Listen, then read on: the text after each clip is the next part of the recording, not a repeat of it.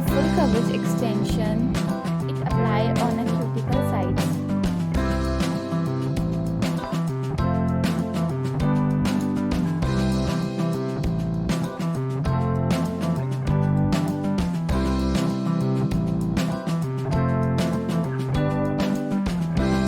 अब मुझे जितनी लाइन चाहिए मैंने उसके अकॉर्डिंग अपने नेल्स टिप कटर से कट किए हैं। देन उसके बाद मैंने आलमंड और ओवल शेप को मिक्स करके एक शेप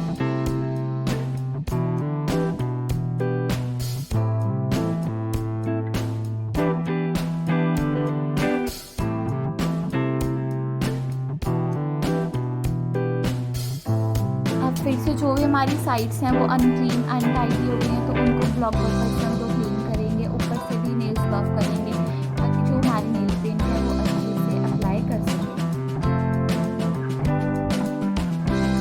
मैंने बेस में न्यूड पिंक कलर अप्लाई किया